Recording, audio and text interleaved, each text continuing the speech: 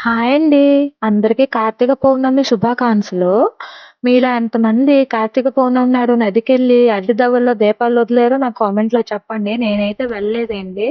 ఒకప్పుడు పెళ్ళికి ముందైతే కార్తీక పౌర్ణమి వస్తే చాలు చాలా సరదాగా ఉండేది. ఒక ఫెస్టివల్ లాగా. పిల్లలందరం చాలా సరదా పడేవాళ్ళం. తెల్లారేసరికి నదికెళ్ళి ఆడుకుండేవాళ్ళము స్నానాలు చేసినప్పుడు. బాగా స్నానాలయ్యాక దీపాలైతే వదిలి ఎవరు ముందెళ్తారా అనుకోనైతే పోటీలు కట్టేవాళ్ళము. ఇప్పుడంతా అలాంటివేటి లేదండి. పౌర్ణమి వస్తే చాలు ఇంట్లో పనులు గుర్తొస్తాయి. ఇవి అవి అని. నేను తెల్లారి 4:30కైతే లెగిసానండి. నేను లెగిస్తే చాలు మా బాబు గూడా లెగిసిపోతారు. ఆడితో ఇంకా టైం ఎక్కువైపోయింది. అలా లెగిసి స్నానాలు చేసి ఇంటి ముందు ముగ్గెట్టుకొని దీపం పెట్టి తులసి దగ్గర దీపం పట్టి అన్నీ చేసేసరికి 6:30 అయిపోయింది. నెక్స్ట్ ఇంట్లోనే శివుడి దగ్గర అభిషేకం అయితే నేను చేసుకున్నాను పాలు నీళ్ళతో. ఇలాగ అభిషేకం అయ్యాక పువ్వులతో బాగా సర్దేసుకున్నాను. ఇలా పువ్వులతో సర్దాక మా దేవుడి గారు చూడండి ఎంత అందంగా కనిపిస్తుందో.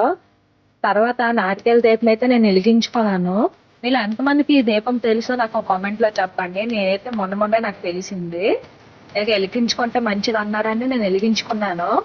ఒక ప్లేట్ లో ఓంకారం చేసి బియ్యం వేసి దాంట్లో తమలపాకులు పెట్టి పువ్వులతో సర్దేసి కొబ్బరికాయ అయితే ఎట్టేసి దీపం పెట్టాలి. అంతలో మా బావ కూడా లెగిసిపోయారు. మా బావ అయితే దీపం వెలిగించారు. 365 ఒత్తు కూడా మా బావే వెలిగించారు. ఇంటికి పెద్ద వెలిగిస్తే చాలు కదా అంటే ఇద్దరం కలిసి అయితే చక్కగా పూజ చేసుకున్నాము. లాస్ట్ లో హారతి అయితే ఇచ్చేసాను. అంతలో మా బాబు కూడా లెగిసిపోయాడు.